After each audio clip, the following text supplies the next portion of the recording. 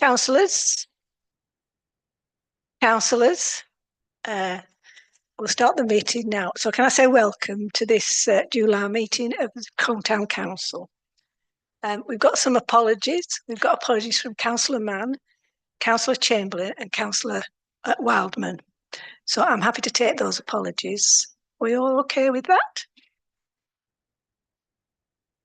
Alice can't come because her mum's had a fall, so we wish Suzanne a speedy recovery. Yes, Nathan. Dorothy Lord's emailed as well, sending her apologies. All right, so that's Dorothy Lord as well. We're happy to accept those. Item 3 is declaration of interest. Is there any declarations of interest? Yes, okay. Right. Item 4 is minutes of the meeting, to approve a correct record of the minutes of the meeting held on Tuesday the 18th of June. I'll approve those, Chair. Thank you. Thank you. Is there any amendments or comments? No? So can I have we've had a proposer and a seconder. All those in favour? Thank you. The next item is clerk's update. That's Gina. So on David's advice, I decided to put it as an item on the agenda rather than just obviously just put the papers round. Mainly it's there's not that much really to update on. Things are still obviously going on in the background. The lighting of the stained glass above, we have had the switch fitted now, and they're coming next week to sort out the lighting, and then after that we should be good to go with that. So that's a good thing. The recesses, obviously we've come to a stumbling block, basically because the area that we need to glaze is too big for a fire panel. So we're just speaking to other people just to see if we can use multiple panels in one area. So that's still ongoing. The phone boxes did actually notice that some work has been done on them, because one of them, the door was it was ajar and it wouldn't shut, but that has now been fixed. However, they were still in a bit of a state. So when I saw them, they needed a good clean and a repaint, and that's not been done. But whether they were waiting for better weather, I'm not sure. But they have a thing today where they'll only paint them once every 3 years, but they should clean them on your request within 10 days of the request. So I would say email them, call them again. Yeah. Okay. May I ask, the light, the light of the coloured glass, does that extend to above the hall? No, it is just in this particular area. Do we have plans for the hall? Or are we going to assess? Not at the moment. We'll assess obviously how this one works, and then obviously then we can maybe move it into a different area. I'm quite excited. Thank you.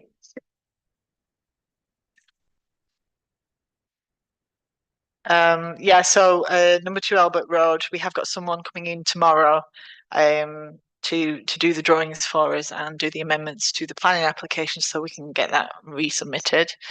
I also need to do a consultation, just probably a short survey just to tell people what our intentions are. Obviously that we're going to use the rental payments to service the loan. So we're not using public money for that. We just we'll just go without the rental payments for, I think it was 6.5 years, and then after that we'll start to see a benefit.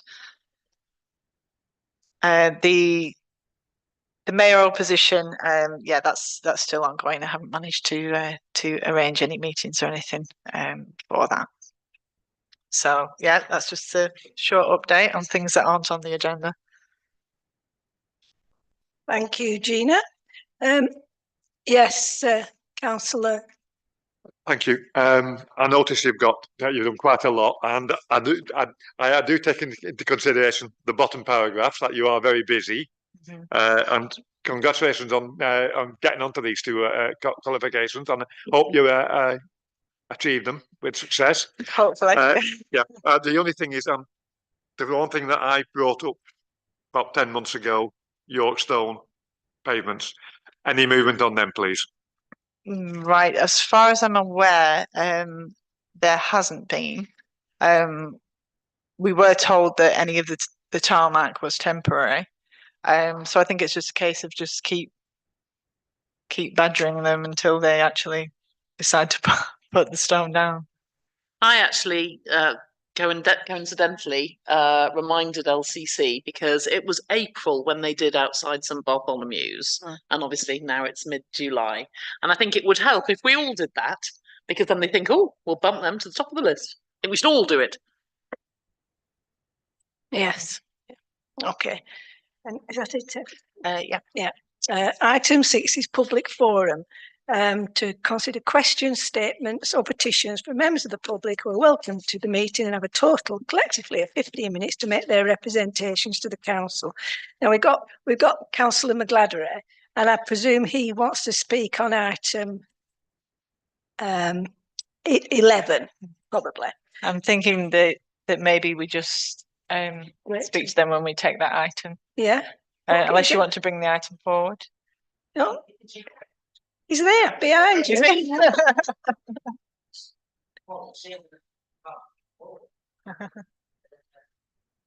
you happy to bring it forward? That item, yeah. Okay then. Well, we've got Mr. Heslop here, who's in charge of the fair issues. So, do you want to say your piece? We'll bring that item forward now. Yes, if you could, just so that the people at home can hear you as well. Or one of these others, any of them. Any of the ones that are empty is fine. Yeah. So I'll just say obviously a bit about this item. We had agreed to take over the gala event, but obviously there were issues after the last event. There was some damage to the grounds, so 3 councillors actually wrote to me to say that we should revisit the decision just to discuss it further, really, so that we're aware of all the responsibilities that we will be taking on. So that this is why this has come back to council. To switch it on now, it should work. Right, there you go. Oh, no worries. So thank you for your time this evening, members.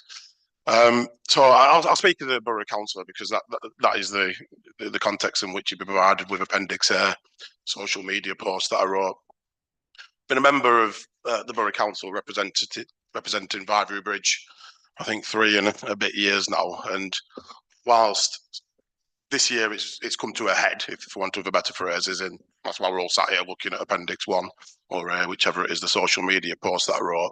Year on year, the issue as described has been brought to me as a borough councillor for Vivery Bridge. Residents and users of the playing fields, which is what they are very upset at the usage that occurs when the gala and the fun fair goes up there. As a backdrop, Pendle Borough Council, we do have a shortage of playing fields across the borough. We have to turn down kiddies teams regularly. We have to relocate them off the preferred normal pitch. If they're based at Colne, they have to go elsewhere in the borough. One saving grace in the last few years is that we've managed to reopen the playing fields on Barrowford Road, which I believe is still exclusively used for the girls' team. So there's 3 new pitches in the borough, but we still have a shortfall of pitches to be able to allocate to the teams that want to use them. Using the Barrowford Road site as a decent enough analogy, if you'd looked at it 3 years ago, it was a meadow. If you looked at it 6 months after that, it was a swamp. What's happened is the council's officers and teams have spent a lot of time on there working the field, putting in drainage systems. They call it spiking it, sanding it, and making it playable. And you've seen a continual improvement year on year because we've used it only for sports. We've not put anything on there that shouldn't be on there, and that's my terminology, shouldn't be on there. And we've seen a huge improvement year on year on the facility that the borough can provide to the kids. We haven't seen that at Hope House because what we have year on year is damage caused at this time of year, reparations, which have been extensive, and Mick over there is staring at me here. He's worked tirelessly to put it right as he sees fit, but we haven't seen the progression that we've seen on the other pictures within the borough. We've seen huge improvements, and I'm using the Barrowford Road site as the best example. We've seen huge improvements, and it's probably now the best pitch in the whole of the borough. We haven't got that at Hope House because year on year we have to repair it and put it to a playable state, but we don't have that improvement year on year. So the social media post that you're looking at there, it attracted, just looking at the metrics that you can see on Facebook before I came this evening, 6,500 residents. Some of those obviously could be duplicated, but it's been shared and commented and disliked and liked many, many times. 6,500 residents interacted with the post that I wrote, and the vast majority of them were in agreement with the post that I wrote, that it shouldn't be allowed on the playing fields, that being the fair, and that it should probably looked at to be placed elsewhere.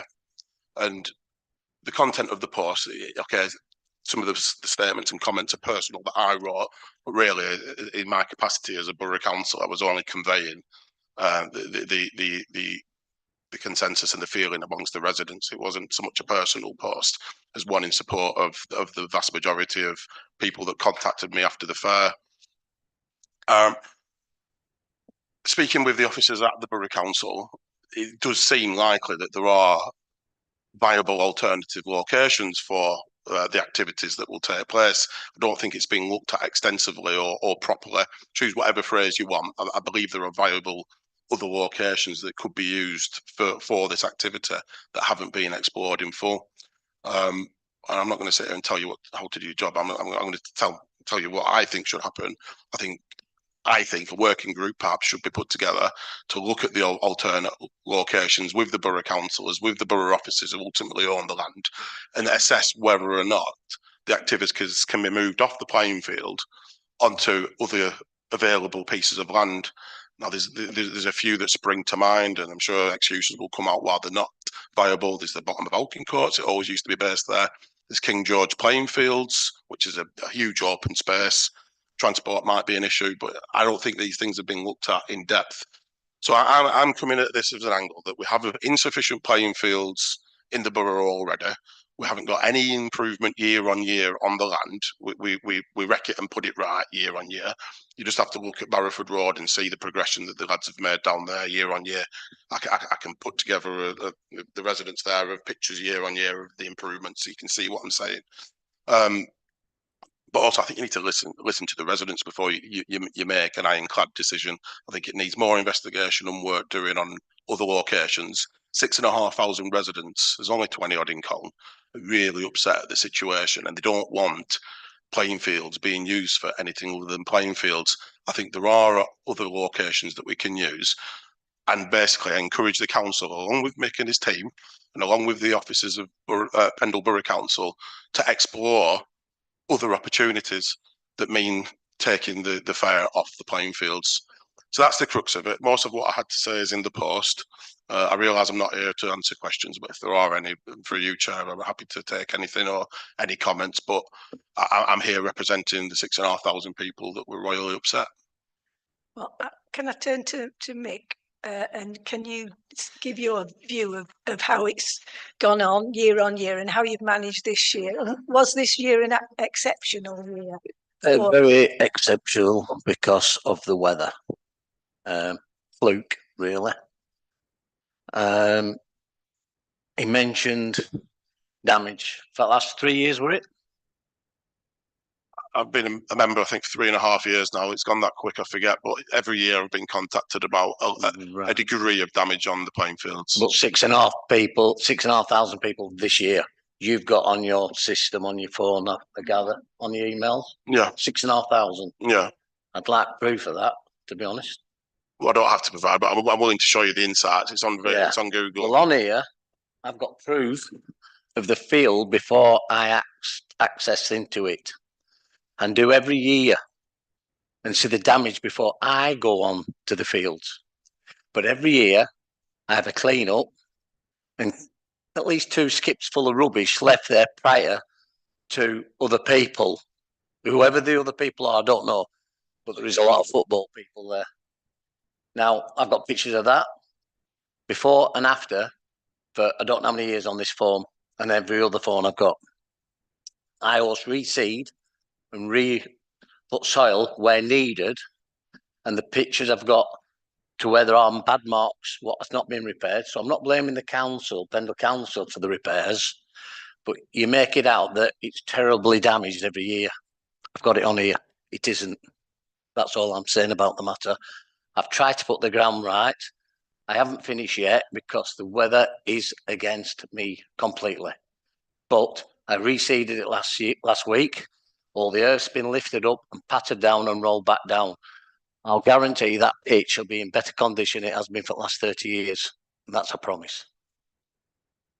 I've got Sarah who wants to speak. So obviously the most important thing is that Colne Gala continues and we support it as a town council. It's the tradition of Colne. Neil handed it over and we gave him a round of applause only a month ago, and we need to be full bore behind that. I think we've got some various things to think about. I learned some things from what Kieran was saying. For example, I had no idea we had not enough pitches in Colne. I had no idea about that. And that actually brings forward something that for us to consider. If you remember last month, I said I'd like to put King George V playing field on the agenda for the future. Of course, it's not a playing field. And it used to be a playing field. And I don't know when it stopped being a playing field, but it hasn't been a playing field, I don't think, since we've lived here. So that's a question. Could that be used as a playing field again? Is that possible? Or here's another thought, something that Kieran said, perhaps it's not used as a playing field again, and it could be the new location for the fair. It's every bit as close, if not closer, than Holt House to the town centre. It looks like the access might be slightly awkward. I've forgotten the side road. Wait a second. Let me just see. I captured a map for myself. So it's Allison Grove, or we'd have to take the bollards out from Castle Road. But I don't think it's beyond the realms of possibility. And then, of course, there's all the discussion in the papers about the sort of matting, and could we buy second-hand matting? And, I don't know. But I think we could consider all of these issues and find the best one to support the gala.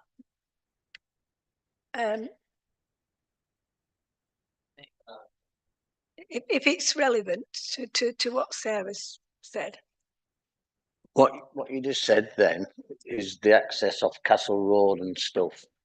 There's one thing I do every year is, everywhere I go in the country, every weekend, I check the land.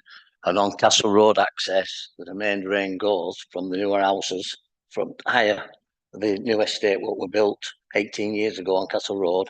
The drains come through and down that back street at the back of the Castle Road, where the bollards, where you think can come out.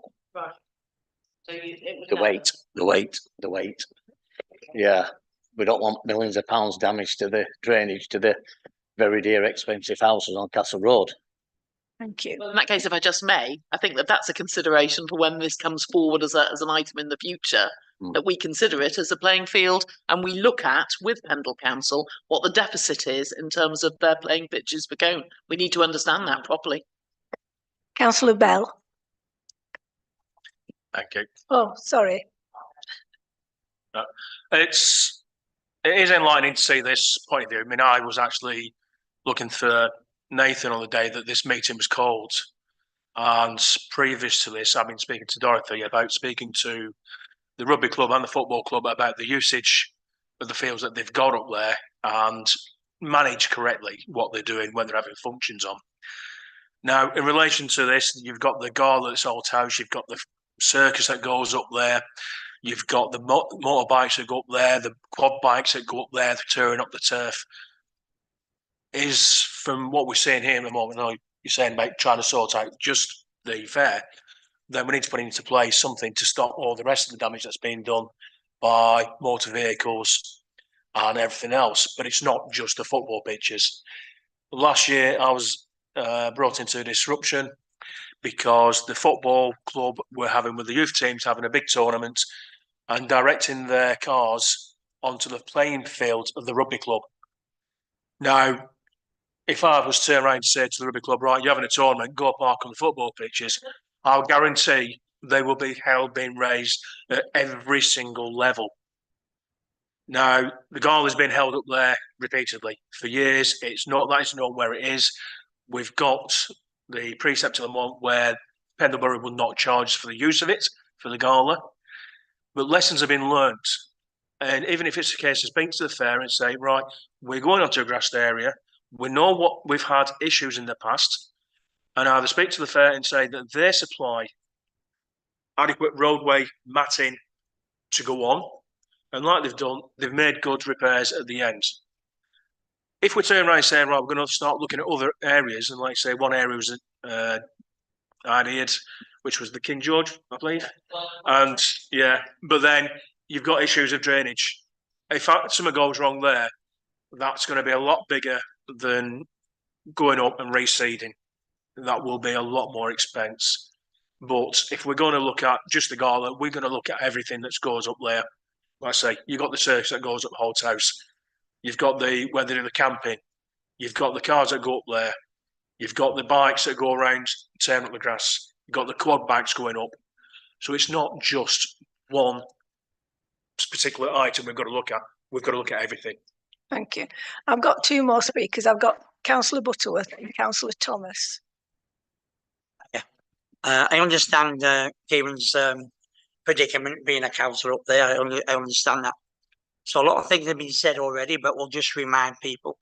There's not only the gala that go up there and tear the grass up. There's quad bikes, there's cars, there's the cheeky monkeys, you name it, is there. The King George's playing field has been highlighted here several times. Excellent, excellent. Let's put a football field on there. Excellent. That's what it was meant for. In fact, there used to be one there years ago. So that's fine. In the reality of the gala, it can be nowhere else. And the reason behind that is to make everybody happy. I wish we had a space where we put it all and everybody be happy. We haven't got enough playing field, football fields. So it's one of those things.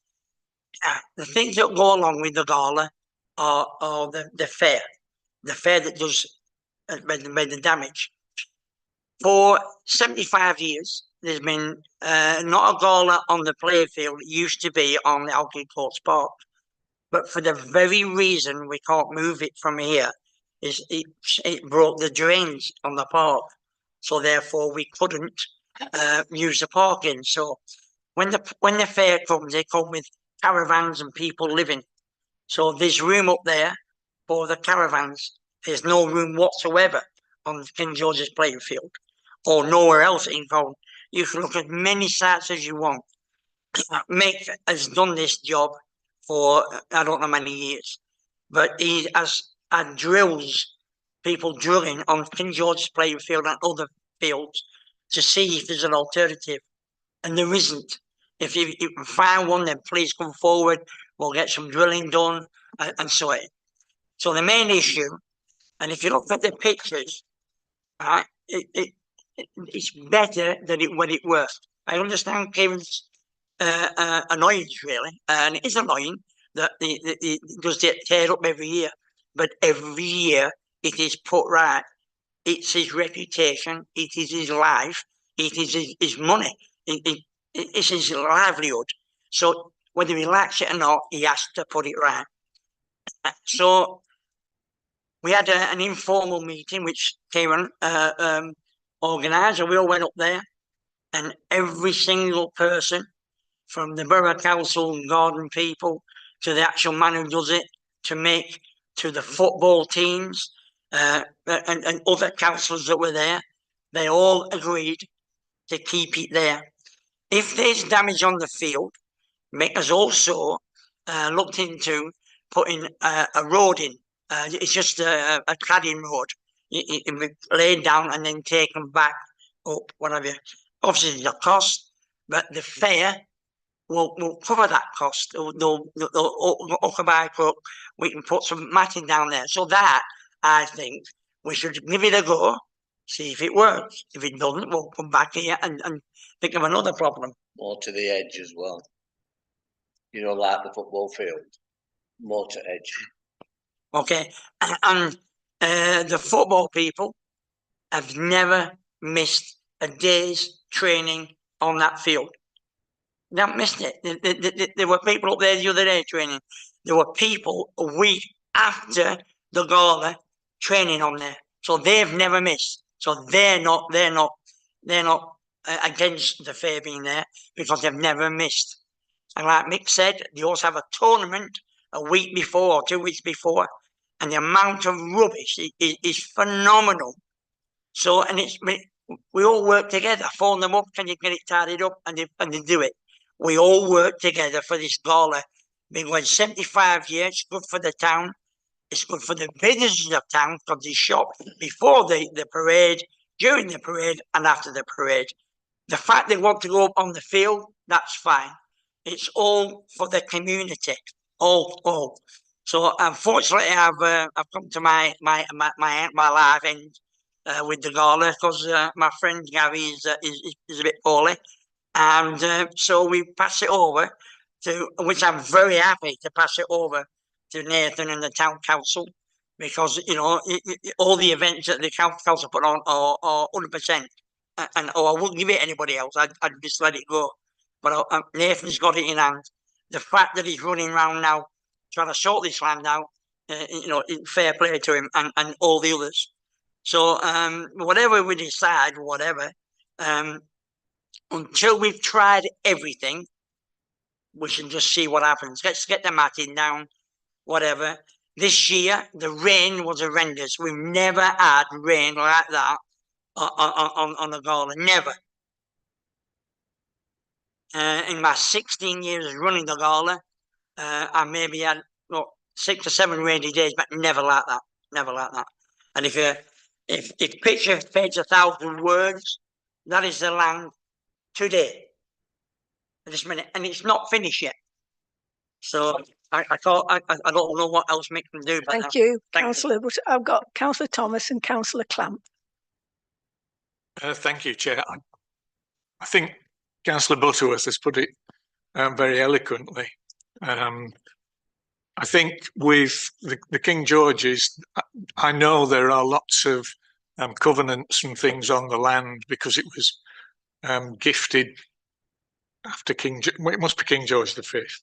And we, as this council, when we're doing things with the allotment, we are now, I can't remember the correct phrase, but there are lots of, I think we may end up with having to sort bits and pieces out that probably can't, but I don't know how you'd get in and out of there anyway. I've actually been up this afternoon again to look at Holt House. If you'd have said this is what it looked like, barely a month ago, you'd say, nah, nothing like that, because it is difficult to check. I mean, I know where because I saw it when it was bad, but otherwise you'd just think a car had come up and cut the corner and taken a bit off. There are still bits where you can see, but you can see bits where goalmouths were, and they're worn out. So we've got to be careful not to make the proverbial mountain out of a molehill. The amount of rain, as Councillor Butterworth has just said, was monsoon-like. It really was terrible. We complained on Sunday about the little bit of rain that happened then, which was nothing like the Saturday of the gala. Yes, it used to be on Alkin coats, but as wagons got bigger and were of a heavier weight, they did for the drains, and considerable amount of money was spent about, I'm going to say 10 years ago, maybe it's a couple of years either side of that in replacing some of the drains. But knowing where they are, having big vehicles on there will only, we'd be back in the same, but also it's not as flat as Holt House. I mean, it's quite a steep gradient on it.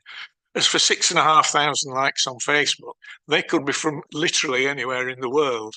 So we have to be careful that, you know, things on Facebook you take with a very large pinch of salt.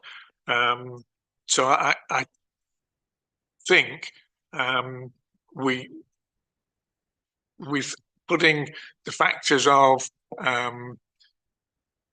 it's not a temporary road, it's either plastic things or a matting in, and you know, looking up to the gods that we don't have the same amount of rain in such a short period.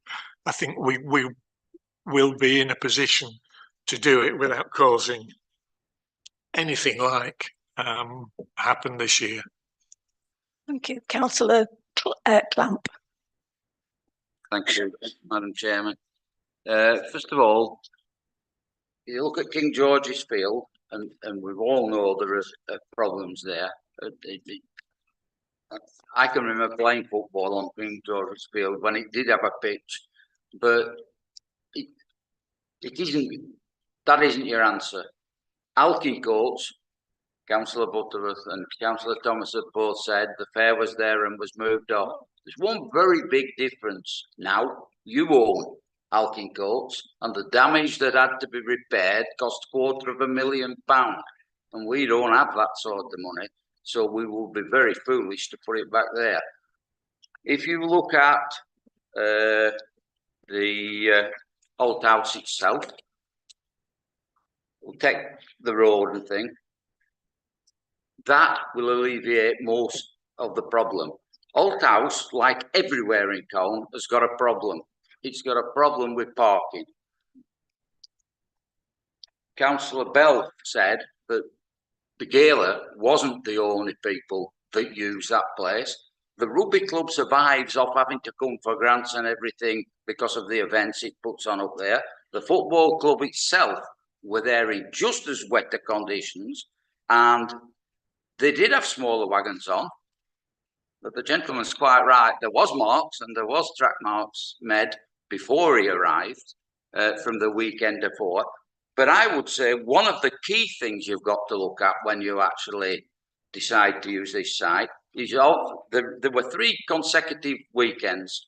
There was the Little Monkeys one weekend, followed by the football tournament Saturday and Sunday, followed by a gala. You must look at the way that you get cars in and out. The gala is the only one of the 3 that tries to run a 2-way system. You go in, because you're going to the gala and you're enjoying yourself and you're coming out at the same time as other people coming in. If you allow parking on both sides of that road, you can't pass one another. It's nearly impossible to get all the way back down Harrison Drive. That is one of the residents' biggest bugbears, that they need to look at it. I know my view, I live in the area, but it won't be the same view as everybody else's. And so we need to talk to them as well before we decide what we're doing. But it's pie in the sky. I mean, I'm not against you looking at other sites, but there is no ready-made sites, because all of us represent the whole of Colne, and we would have seen them sites by now. There isn't a ready-made site. This gentleman's got to put something on there, and he's been doing it for a lot of years. I think it might be 10 or 12 years since it moved off the park, maybe longer. 20. It obviously took us a long time to mend the drains. Yeah. Well, the last time drains were, Yeah, but I looked into it, I knew Yeah. where the drains were on Alpine Court Park. and The guarantees for drains on Alpine Court Park at the time, 30 years ago, well, over 30 years ago, were 10 years guaranteed with parking. The company gave a 10-year guarantee to the local authorities at the time.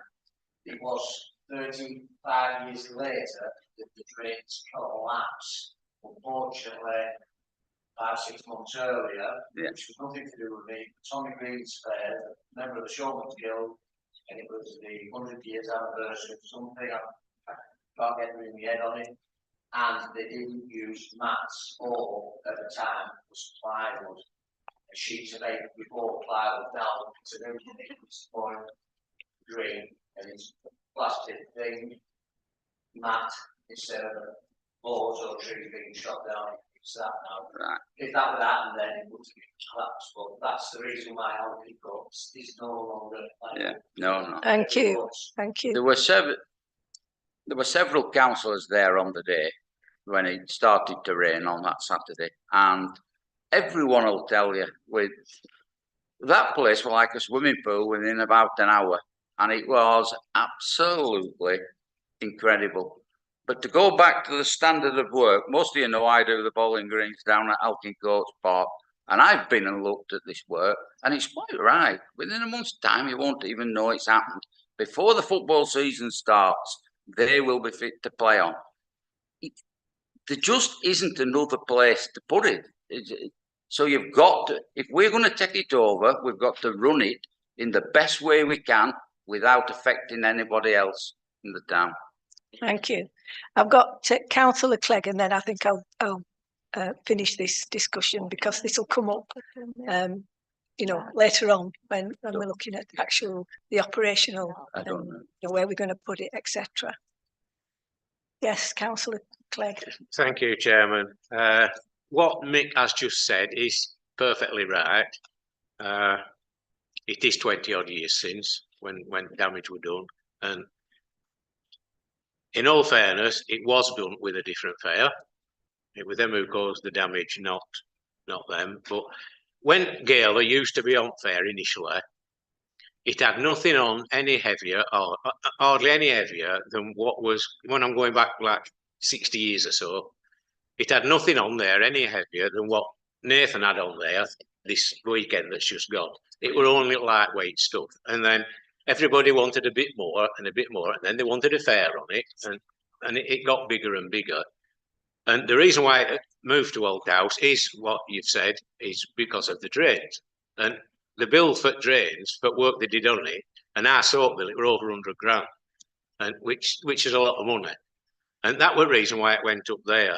But can I just convince you that Alpine Courts Park isn't a viable alternative to move it back to because of the drains. Even if you put new drains in, they'll still be there and they'd still collapse and they'd still crush.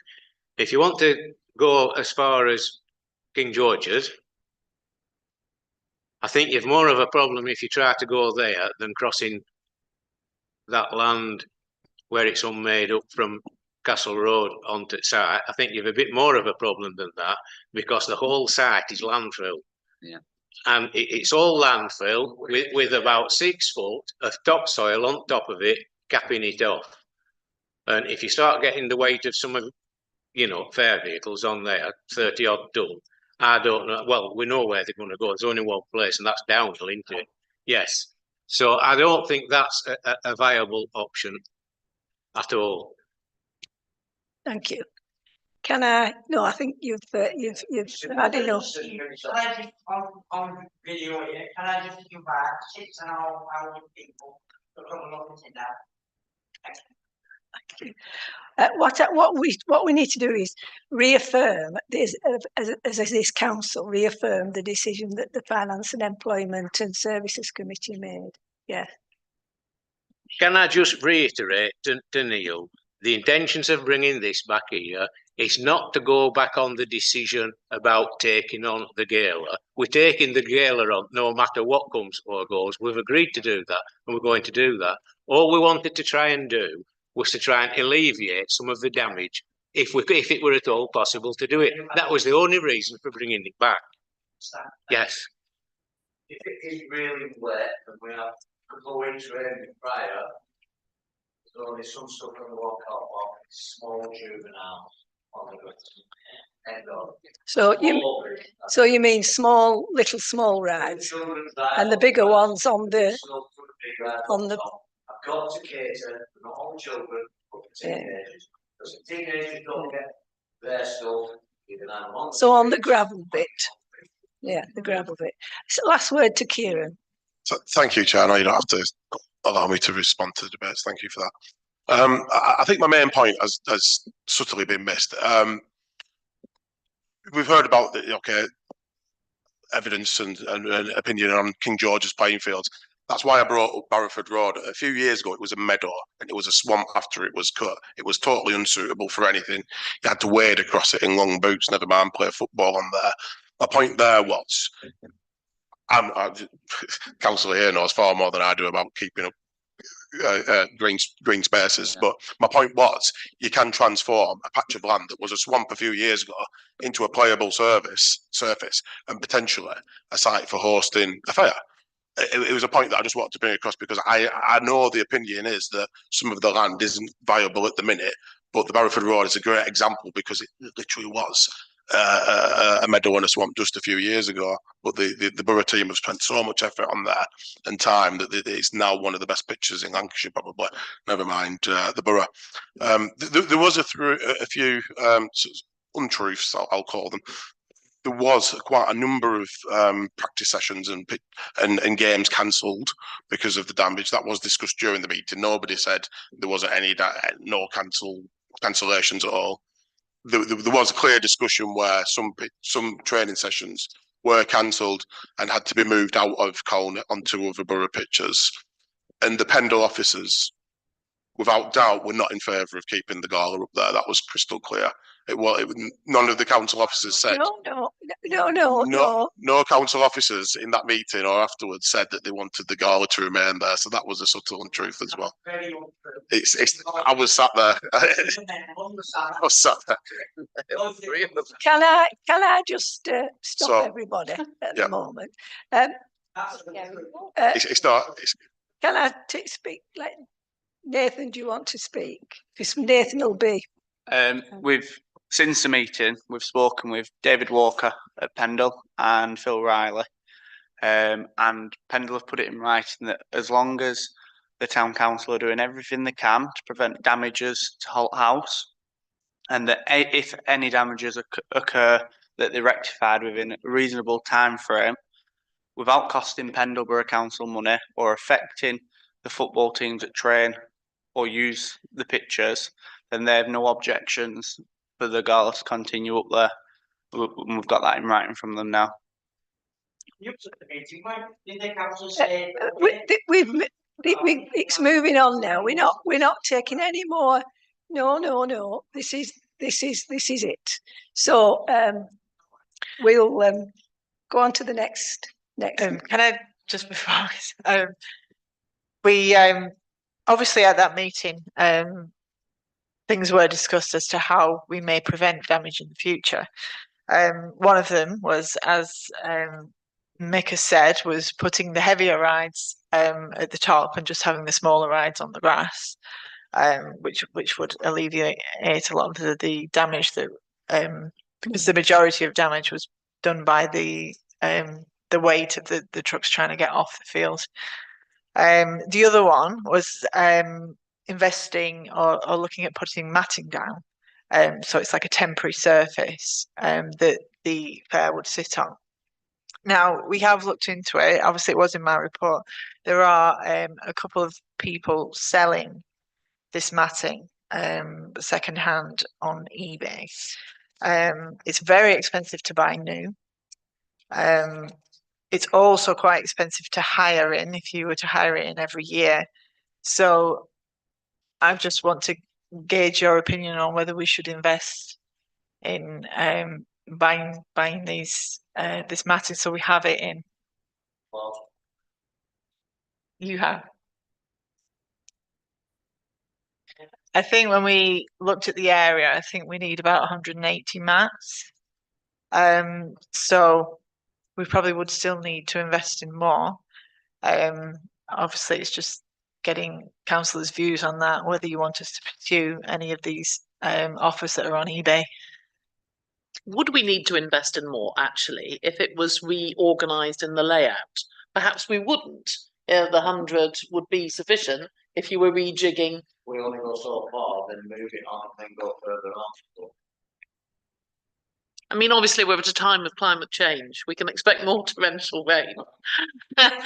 This is not a blip. This is continuing. I hate to be the harbinger of doom in this grey, drear weather, but we must plan for this. But it sounds like we have a way forward for next year without further investment. See how it goes next year with the rearrangement, with the mats already bought. Let's see that. Let's obviously test it, do all the pre-photographs, the post-photographs, and perhaps speak to Pendle Council about what are they going to do about keeping all the off-road carters or whatever from playing merry hell on their land. What are they going to do? Thank you. Thank you. Chair, I'm not taking my apologies. I have a new house guest. And if I can eat my Thank you, Councillor Butter. I think, Chair, what we need to do is adopt the recommendations on the. Yeah, are we okay? Because that gives. Yeah. Can that change? Okay, thanks. I don't think we've decided we're going to go ahead with the fair anyway. Okay. Item 7 is reports from the Borough and County Council. I don't think we were vote. Okay.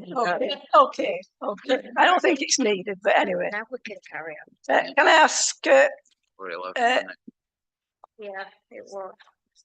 Councillor Sutcliffe, do you want to say something about anything that we might need to know about what's happening at County Council level?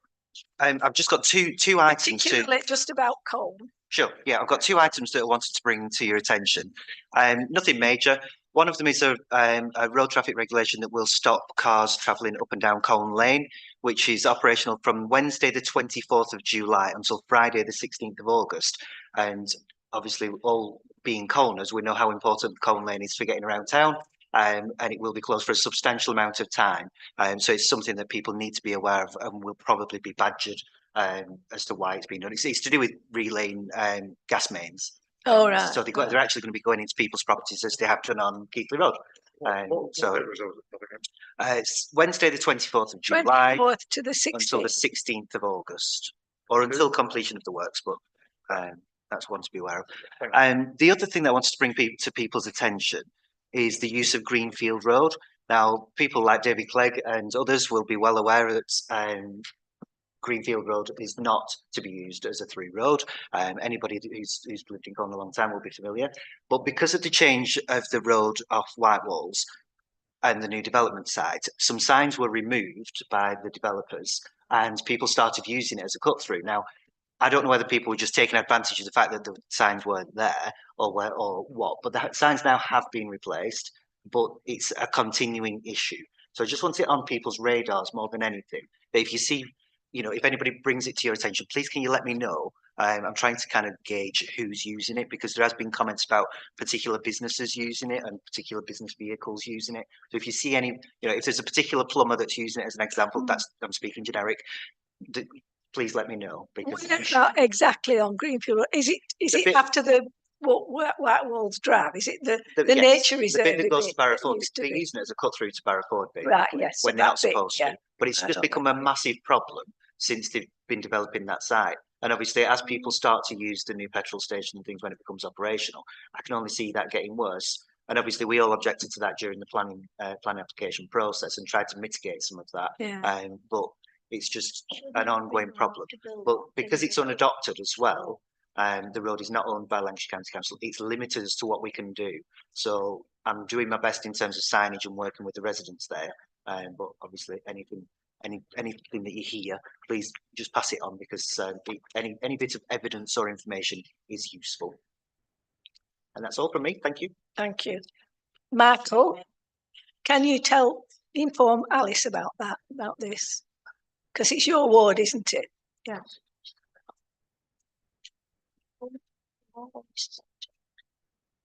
We'll go on to the borough. Okay, I've got quite a few things in really tiny writing, so I've taken my spectacles off and I will speak swiftly.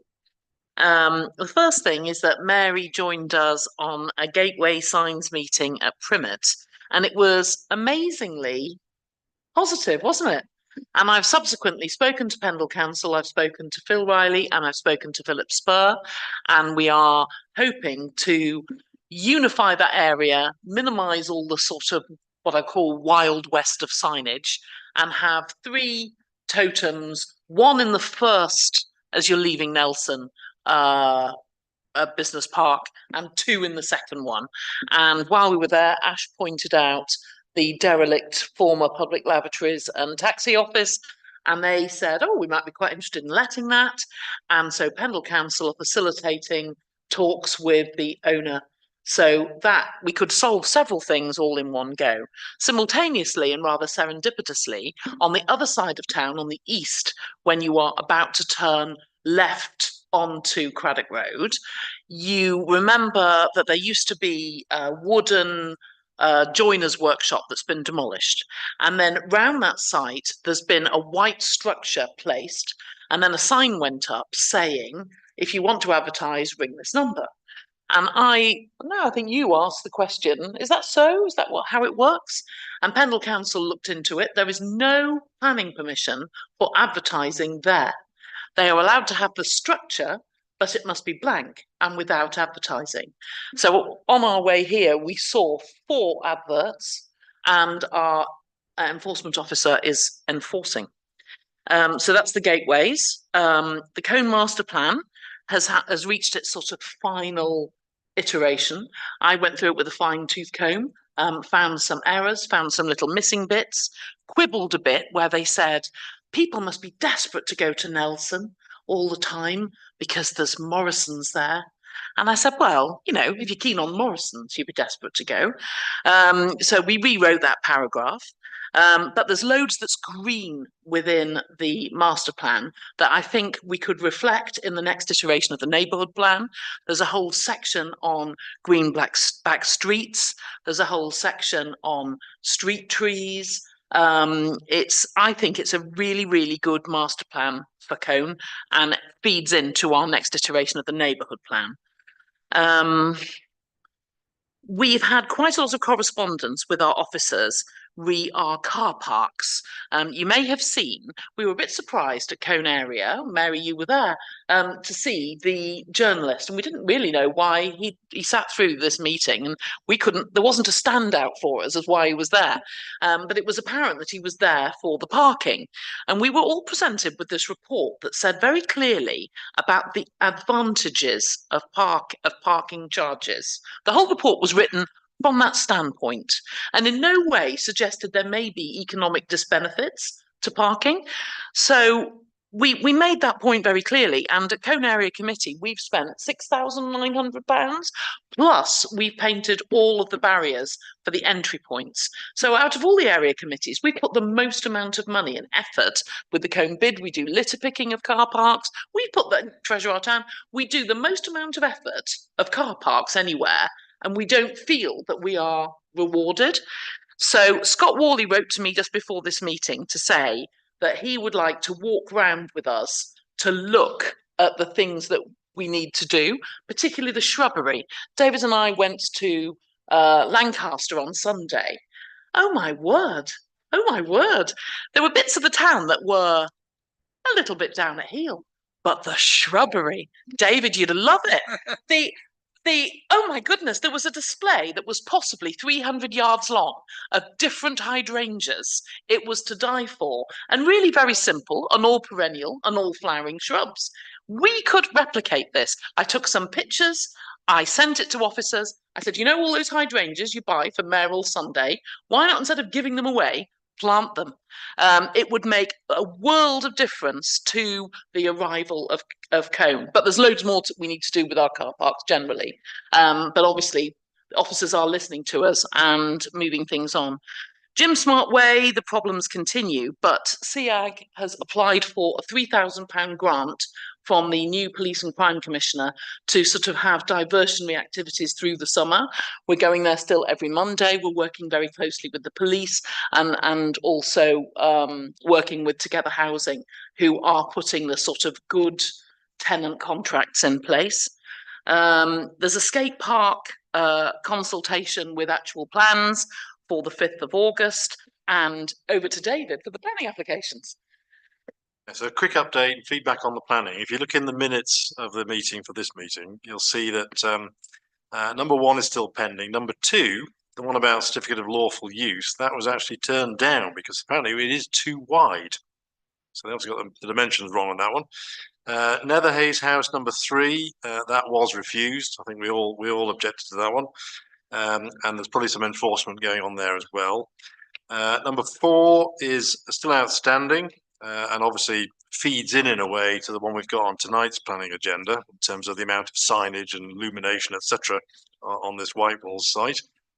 Number 5, Granville Street, that was approved just basically because it was the same size as a planning application from a few years ago, which had lapsed. I thought it was a little large myself and questioned that, but that's what I was told. Number 6, I think we'd set out a fulsome response about its size and how it would set a precedent. So yes, that has been refused. Number 7, 27 Albert Road. This is an unusual one, this one, because apparently it's not a hot food site. It's apparently going to be one of these places that does a bit of breakfast and a bit of lunch and might do generally cold things, but the odd hot thing perhaps. But it's not a takeaway. But it's not a takeaway as such. But now, I was told just today, it's actually been withdrawn. So the site still has permission for Class E, a retail site. So whether they come forward with a proper shop in inverted commas, or whether they try to revisit the original application, we'll have to wait and see. So that was it on the planning application feedback. Thank you. And that's it. Thank you. Thank you very much. We will move on because it's 8 o'clock already. So, but can I just ask Michael again? Can you mention about the toilets on Burnley Road? But about that, something might be done about them. That used to be a taxi office. Taxi office, yeah. Going back a while. Yeah, They're still on it. Sorry. They're still on it. Apparently, but I can't actually confirm that because Pendle Council will be together. But it might not be a problem site if we can sort it out. Right, item 9. Can we go on to that, please? Which is finances. There we go. So the first one is 9A, which is a schedule of payments. Any questions on that? Yes, David? No, I'm happy with them all. I'll move them. All right, okay then. And the budget, yes? On the budget, I just had, I noticed obviously our income is slightly ahead of our expenditure, so that's quite good as overall in terms of cash flow. The only question I had, I suppose, given that we're kicking off with the neighbourhood plan on Thursday, it might mean that we might be a little light on the budget. We don't have any earmark reserves anymore on neighbourhood plan. So, that's one to bear in mind, see what comes out of Thursday. I know there is a small amount of funding that has been allocated that we haven't used yet. I think it's just over 4,000, I think. Some further government support then, that's good. Yeah. Okay. But no, otherwise I'll move them both. Okay. Any more comments? Yes, okay then, thank you. And Howard, you? Okay, all those in favour, thank you. Item 10. Oh.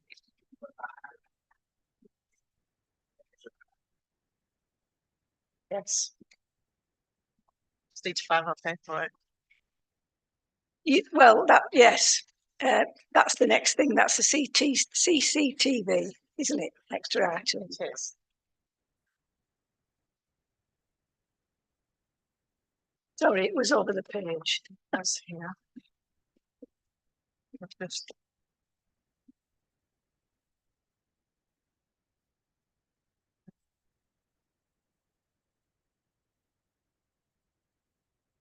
Right. Yes, basically, I'll just explain whilst I'm trying to find the actual paper.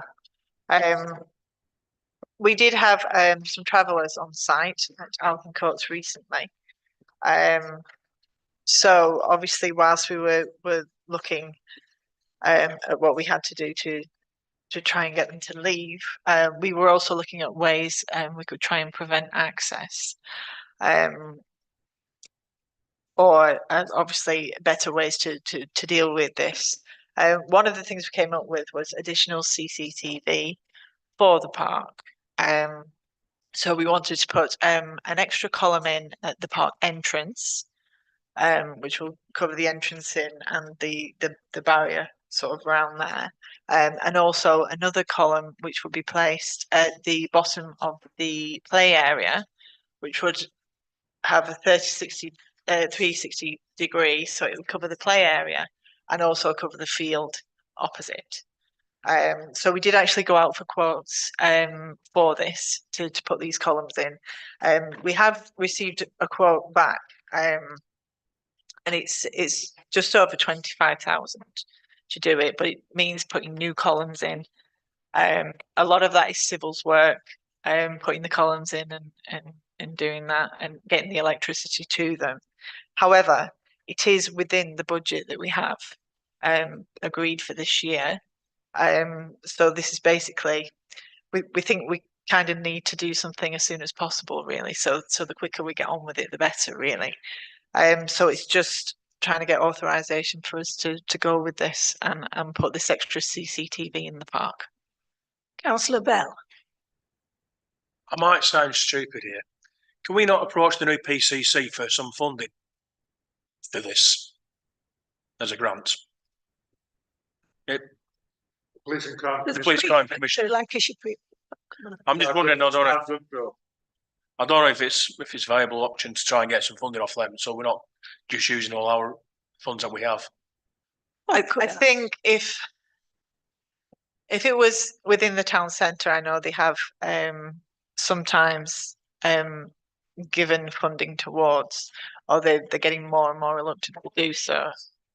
I think because the park is our land, I think we would probably struggle with that.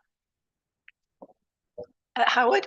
And as I understand it, this won't be linked into the control room at Blackburn. This will be like Come back.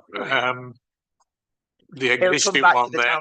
It'll just be here. So the chances of getting funding for that are probably somewhere between nil and not likely. I mean, it may be at some point in the future that we do integrate. I was talking to John at Blackburn, and he was saying maybe we could come up with like a joint access, but he said he would have to look into that.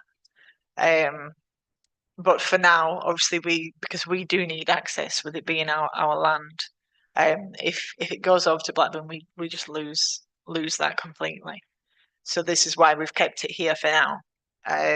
So these additional columns would link in with that system, which would be viewed by us officers at the town hall, and can also be viewed remotely as well once we get that up and running. But this is using the infrastructure. It's the same people that have done the town centre, so it's the same people that work for those at Blackburn that want to put this in. So it's the same infrastructure, so it could easily integrate into at a later date if we wanted to do that. Councillor David, Will just putting extra CCTV mean they'll just wave at the cameras as they go on site again? I think this was just one of the options. Have you actually put off by CCTV? I mean, you could say you'll get some images of them, and therefore you could use that to say they had caused damage in getting on site. But that was the main reason. We are looking at putting a barrier as well, right? A restriction barrier at the entrance to the park. So in order to get through that, they would have to cause some damage. So having CCTV on that, then you've got your proof that they have damaged, and you can get them off straight away. Okay. Without that, you can't really do anything. But it wasn't just for that purpose. It is obviously we do get quite a lot of antisocial behaviour in the park as well.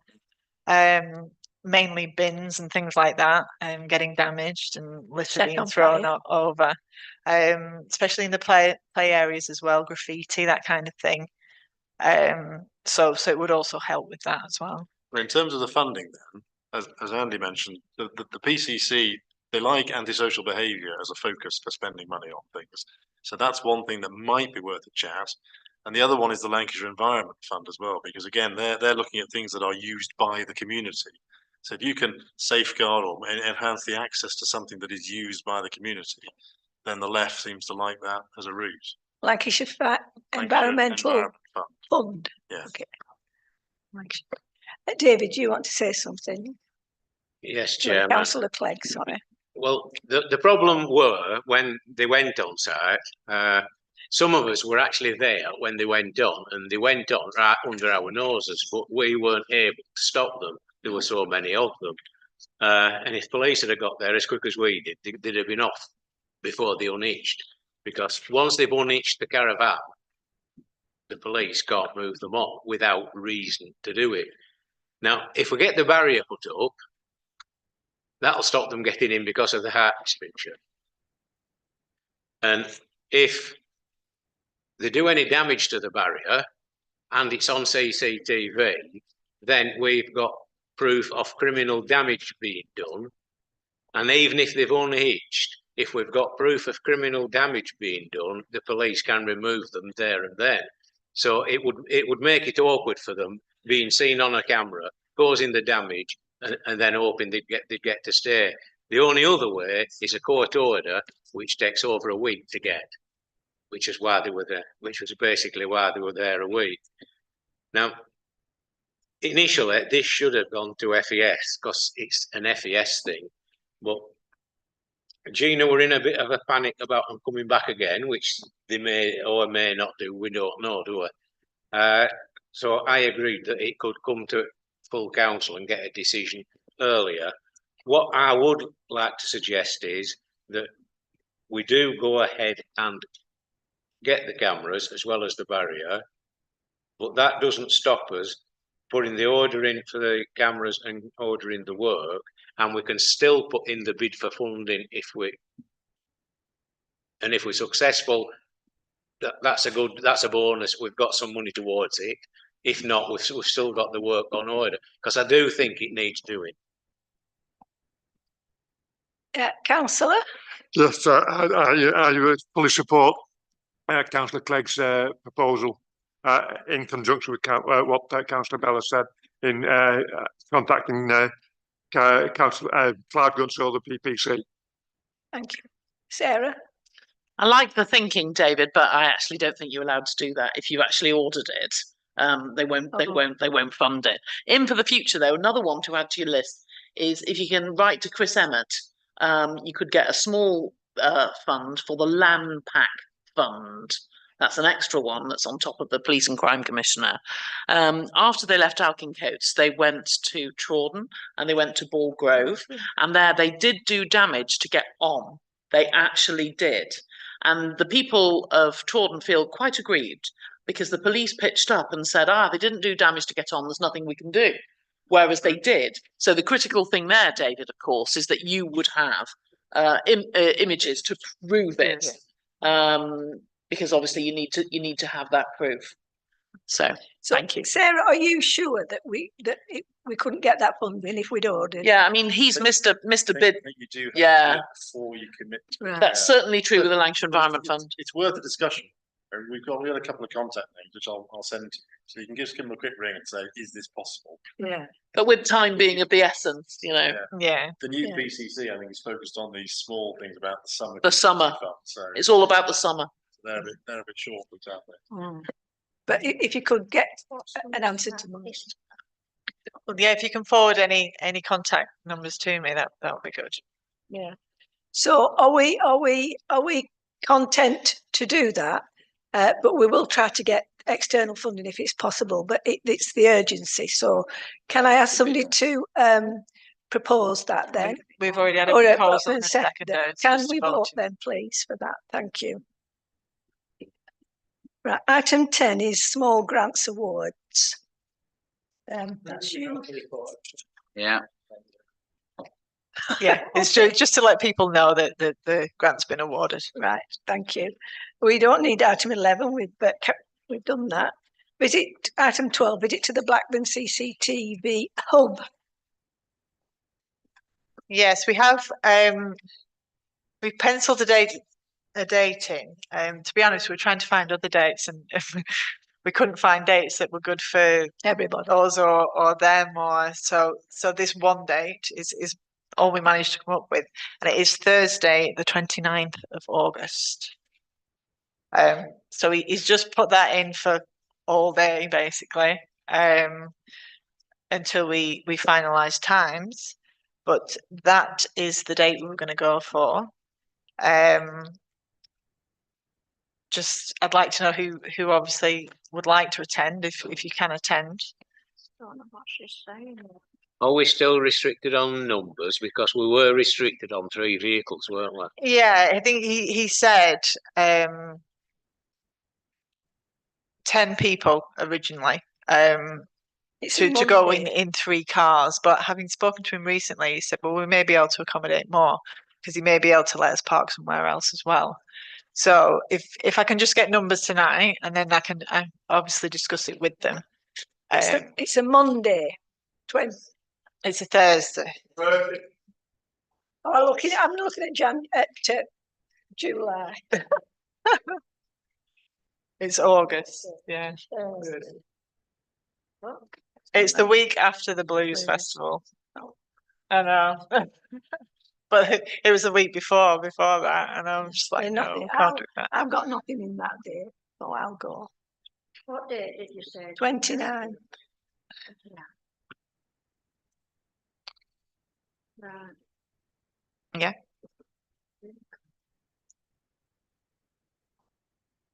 Sarah, David, are you free on that day?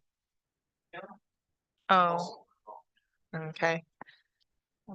Well, can people let Gina know? Yeah, if you can send me an email and let me know if you and to attend. Andy, did you say you could go? Yeah. Yeah. Yeah. So at the moment I've got Andy, Patricia, you, Mary, Howard, David, and Glenda. Are you able? Yeah. Yes. Yeah. No, I'll make sure that we can. Right. So can people let Gina know? Chairman, can I might get shot down for making this suggestion. Can I suggest that we find out how many, what Gina's trying to do, obviously, to find out how many wants to go, and if there is a significant-ish number, why don't we, instead of going in dribs and drabs and 3 cars all having to meet somewhere in Blackburn, why don't we see how much it costs for a minibus or CNS coaches at end of and all go together? Or the other one that we use. Well, yeah. Yeah. Well, I only mentioned them because they're only at bottom of the street, aren't they? Just on what Councillor Davis said, with the Veterans Breakfast Club, we looked at CNS for a minibus hire with driver for a Saturday coming up, and they were quoting us £400. We can get one to Manchester Airport for 120. I've just asked David to be generous with the SEAG minibus, and he says we're not insured except unless we were all children. There's no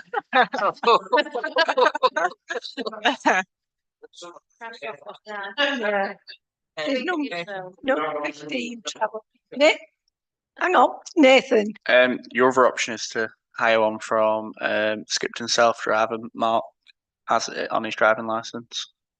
Oh yeah, we could.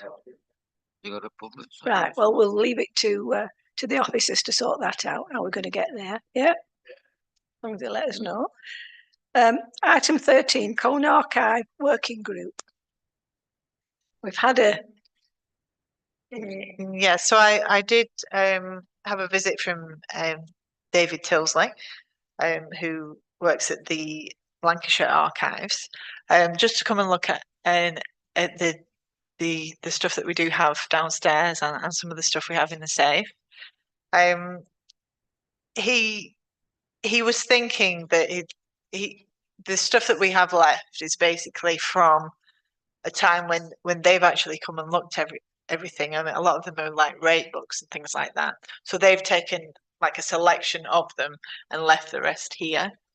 So that's why we have them.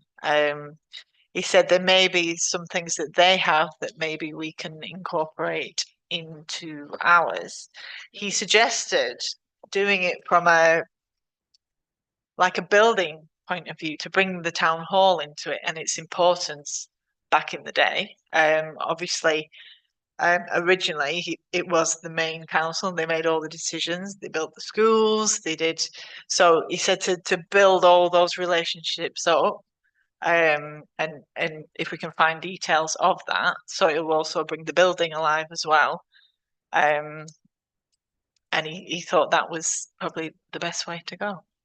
But he did offer, he said that we would probably benefit from a visit to the Lancashire Archives, which he volunteered to host for us, so that he could answer any questions that anyone might have about it.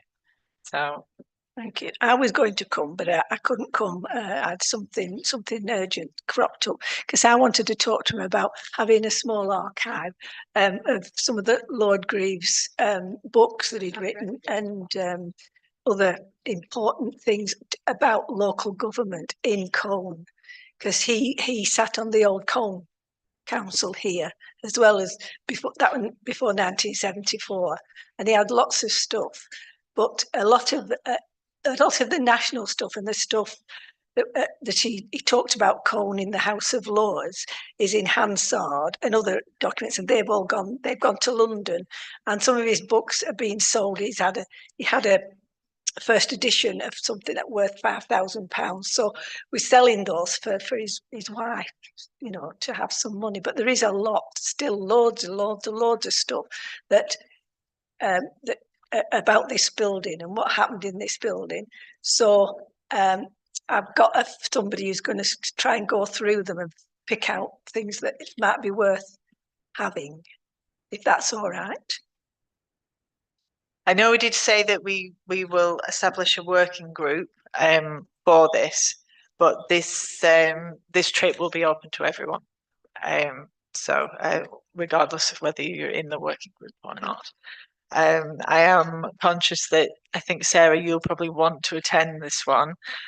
Given that you tend to be very busy, is it possible you can send me some dates when you're free? And then we have some dates to work around. So with regards to the working group, can I suggest maybe we leave this till the next agenda? And then okay, we'll have once that, we have a date for we'll have that date, and we can do it. I'm going to say logically. I don't mean logically, but holistically. That's the word. Okay, I'd like to be on it. I think we should also co-opt people. Those nice ladies from the library, Wendy Faulkner and Christine Bradley, and people like that. If we can co-opt at least one of them, I think we'd be winning. Yeah. No, we'll never get them. All day. Thank you. Yes. All right. Darren would come. Oh, would he? Yes, he yeah. would. Oh, good. Yes, he's very. Yeah. Do you know this, Darren? Right. Yeah. Yeah. So we will leave that. Obviously, till we get a date. Right. So if you have a think about if you want to be on that working group one. The next item is Treasure Our Town. Unfortunately, we were on holiday, the last one that you had in June. So does anyone want to speak to this? I did attend. It was, to be honest, there wasn't actually much litter to pick up, which was a good thing. We managed to, I think 4 bags we managed to get of just general litter really, and there was one someone's wheel trim had fallen off. But other than that, we were pleasantly surprised. Yes, Sarah. We were also on holiday, so couldn't attend, but Treasure Our Town in the past did this route, and it was just the same. So may I suggest that next year we drop it and do somewhere else? We were joined as well by pupils from Park Primary School. They were, yes, very, yes, we got very excitable, and yes, they did help a lot. And, but it's really nice to see these kids wanting to make a difference. And sometimes we do it with Pick Up for Pendle, don't we, with that group as well? There were people from Pick Up from Pendle as well that joined. So, yeah. Right. Item 15 is Colne Junior Council. The recent trip to Westminster. Yeah, so the last meeting, I think it was mainly talking about the trip to London. However, they did want to do some last minute things. They're going to write letters to owners of green spaces because they're wanting to introduce bug hotels. So they decided that they would write to people to put in site visits for September when they reconvene the school year. So that was something that they wanted to do. And then obviously it was all about the arrangements for the trip to London, which was it was a really good day. It's a very long day, an early start, and there were, but everything actually, like the travel element of it, just went really smoothly, didn't it? It was really good, and we didn't have any problems with the children. They were all really well behaved. We went to Westminster, and unfortunately, obviously, as Parliament had dissolved, there wasn't that much going on. But there were a few other groups there when we were there, and they had put on a small activity for the kids to do their own debate. Oh. So they did it as if it would be in the House of Commons, and you know, so it was all like, and they would go here, and they would go, and it was all very much like that. And yeah, they did debate on whether school uniform should be banned, and I think it actually came through that no, it shouldn't be banned. But yeah, they all seemed to really enjoy it.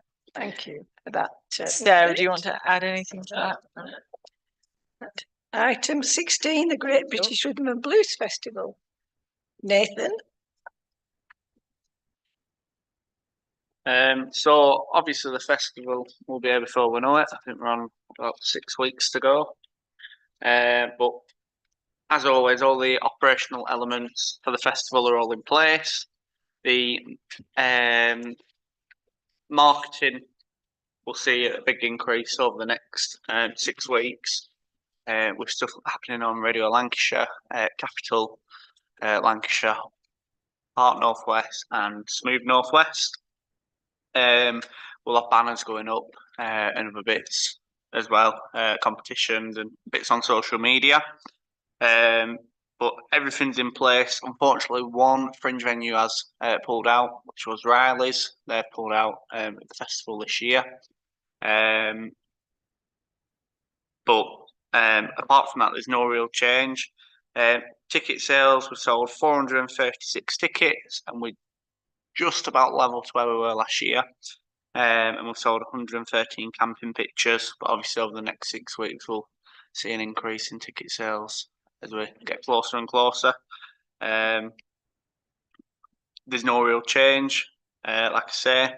At the last Blues Festival Advisory Committee, it was mentioned about the Blues Festival for 2026 and 2027, which Nina and Simon from Colne Blues Society asked if it could be brought to the council to make a decision if they'd like to partner with Colne Blues Society for 26 and 27, which is an add-on to item 16. Well, I'm not sure we could decide now. Do we? Why not? Well, it's in the item. All right, yeah. Okay. It's mainly because obviously they're speaking with a lot of the artists and everything, and they're asking to book for future years. Also, from a funding element, if they know that they've got it for the next 2 years after this, then they can really concentrate on building that up for future events.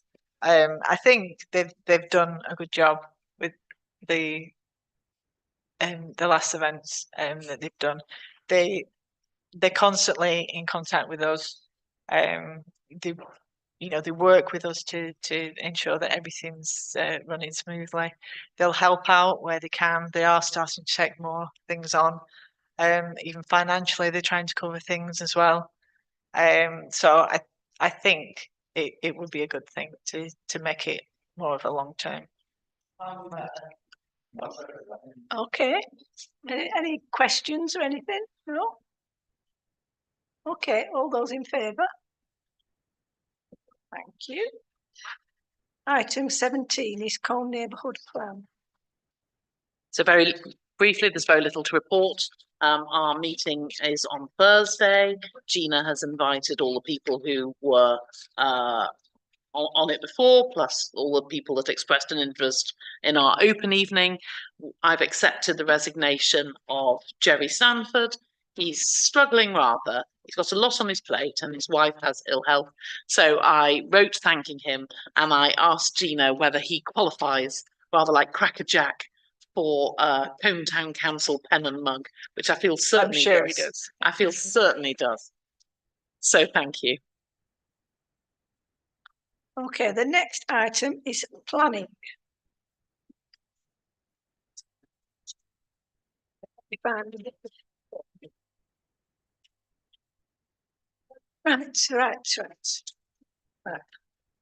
The first item is item 24 stroke 0407 HHO, and it's 247 Keithley Road, Colne.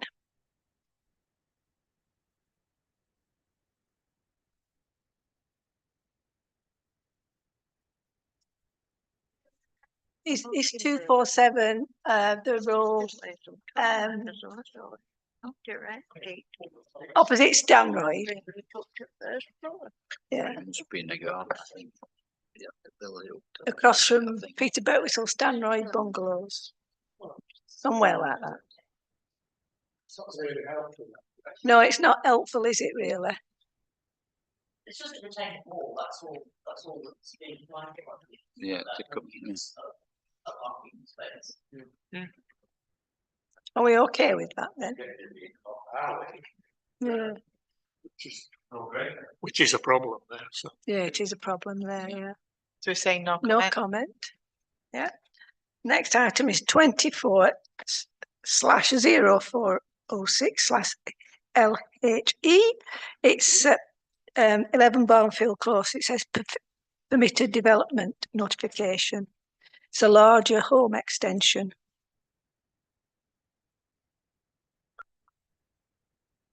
Yeah. If it's permitted development. No comment. I don't then? think we need to comment on that, do we? No. So I think we started putting it in so that the neighbours at least have don't have a surprise when the builders arrive. Right. The next one, number 3, is 23/0430/ADV. It's advertisement consent at land adjacent to White Walls Drive, Colne. That'll be the new garage. This is Starbucks. 10 Pennyworth, but Well, it seems to be a few signs. I think it's the same comment as last time that, do they really need all these signs? And, not the possible, just the light pollution that will ensue. Yes, Sarah. From my perspective, obviously it's fine, all those little sort of directional ones and ones that, I don't drink coffee. So obviously I'm not going to be so keen. I'm never going to go there, to be honest. I cannot imagine what drives you literally to drive out for a cup of coffee to the edge of Combe, but there you go. For me, there are two pernicious things that we need to potentially consider. And as Howard said, there's the light pollution from the 9-metre illuminated totem. So that is going to spread out into the nature reserve and all around. And I really feel that that one potentially we ought to be asking some questions. And also, if you look at it, it's got this sort of faux campanile thing that sticks up for no seeming purpose, but obviously it is to do with more advertising.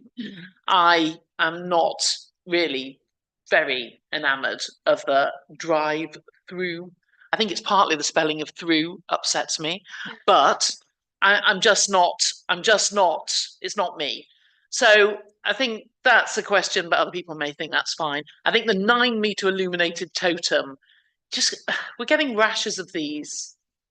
And we ought to be asking some questions, in my view. Yes, Councillor Bell. I agree with Councillor Sarah. I mean, I watched the last month's meetings. I wasn't able to attend, and it was there. They put application in for billboards, lighting, everything else. They're asking for more, but it's like you say, the drive-through board, order here canopy with order here on it. Does it need to be so in your face? In your face when it's self-explanatory if you've got a driveway around, but I'm not happy with this, like they say, the 9-metre illuminated board, because like Sarah said, you got nature reserve, you got housing not that far away. I know it's not an adopted road, but I wouldn't like to go to bed and find that glaring through my lights at night time. So I'm not happy with it at all. Michael. I think it's not just the size. I think there's about 15 of these signs. But you've not just got that, you've all the glass frontage with the light coming out. You have the lighting going around it. You'll probably have lighting around the back for the storage, for the loading bays. If the lorries you'll see this thing for miles away, but I'm not sure what you can do unless you say fewer signs, but the whole point of the signs is that they are to be noticed. And if, so I'm not well, sure we can try. To reduce the number of signs. Yes. I think the killer phrase that we need to put in will be cumulative impact, because of course we had it last month as well. So it's a cumulative impact of all of these applications. And I think we do need to note the residents, and I think we need to note the wildlife. At a time when, a lot of people are talking about dark skies, about the fact that insects are no longer able to live because they're confused whether it's day or night. It's a thing. It's actually in the Pendle local plan, new version coming about these kinds of things to ameliorate the impact of the brightness of these applications. Yes, yeah. Also, some of the, what's annoying me is all these illuminated signs for people with photosensitive epilepsy. If they can't sleep at night because of these bright lights coming through the windows, it's going to make their lives even more of a misery. So, and their Americanisms drive through THRU. Yeah. I was doing English, and to me that smacks of ouch. So are we all agreed that we're objecting for all those? What? We have to spell properly. We're not in America. Yeah. I don't care about a bigger sign as long as it's correct. I went to school as well. So the heart of the sign is the accumulation of all this on the wildlife, on the residents, and on the ambience of that nature reserve. I just hope that the siren logos aren't not switched on to be. I don't think they are. No. As soon as it's in Starbucks, you know what it is. No, you'd no need for others. Okay, can we move on to the next one? Right, 24/0335/RTD. Oh, talking in the corner. 123 Albert Road, Colne. Where's that?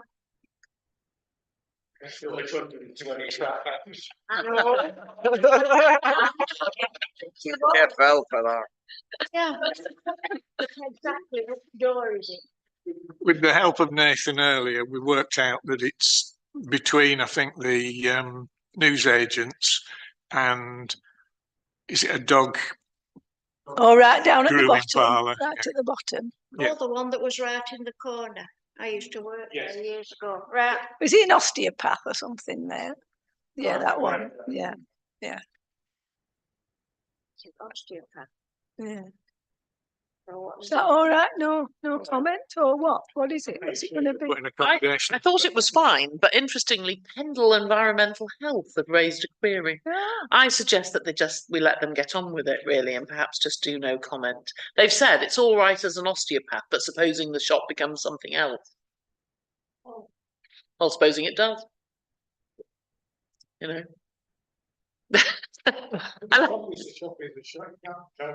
I know. I think we should just ignore that and just put no comment. yeah. So, the next one is 24/0423/FUL. It's land opposite Edge End Bungalow, Red Lane, Colne, Lancashire.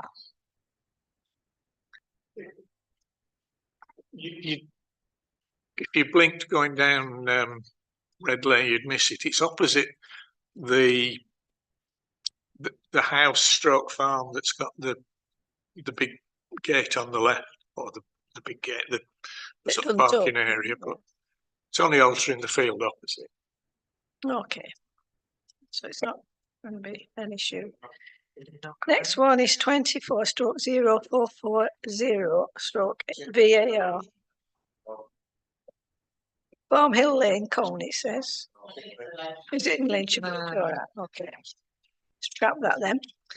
The last one is 24/0460/HHO. It's at 1 Brunswick Drive, Colne, which is the one near Fishermore, isn't it? I've called it in. Oh, have you? Right. Okay.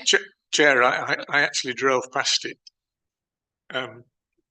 tonight. I made a detour and it's there. Yes, it's retrospect, which is why I drove around, because I read on the It didn't say that. the list. No, it does in the paperwork now. What is there now looks like I don't know whether everybody around here remembers Rin Tin Tin when it was on the television, and they had the stockade. Oh. Well, it looks like that, and it's close. Horrible. It's yeah, and I guess it's more than 2.5 meters. They cut that. Yes, but actually the neighbourhood plan doesn't allow. Post-board. When, It all there. if it's on the highway, it can't be more than a metre anyway, and it is on the highway. And the before plan shows a nice hedge there. So it's in conservation, it's really hard, whatever you said. Right. I think it's either to do with this chair, but I think they need to go to Colne area and do sort of taking that also.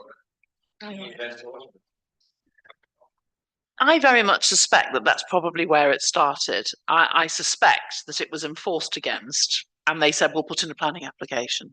So it's like Netherhays House with that. Right.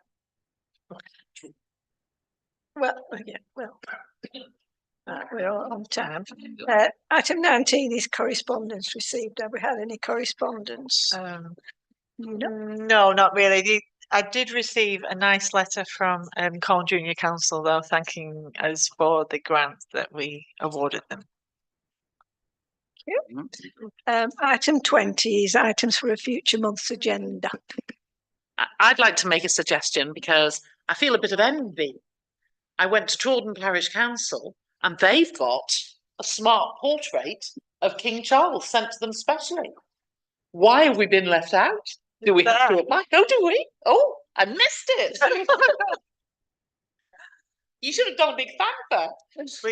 We did send a picture to SLCC. Me and Nathan stood next to it. Yeah. Yeah.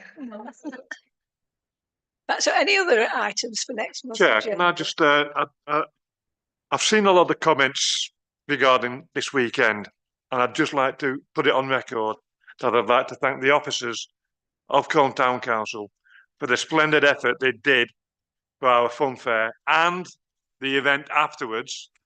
And although England lost, but I'd like to specifically point out congratulations and well done to Nathan for all his work that he did on Sunday.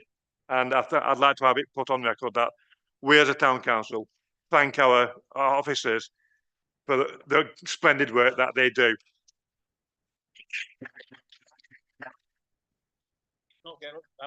That was not. I did write to them all, thanking them from us. That, and we made Sky News on the yesterday. Where are we now? Yesterday morning, when they did a roundup. They said we go over to Charlie Farnes Barnes. You were at the O2 Arena. It's the O2 here, there, Winston, somewhere in Colne in Lancashire, and everybody went. Yeah. So yeah, the list said about the man they interviewed earlier. Yes. Well. So anything else? Anything for the future month's agenda? No. No. Okay. So date and time of next meeting is Tuesday, the 20th of August, 7 o'clock here. Okay. So thank you for attending. Thank you for.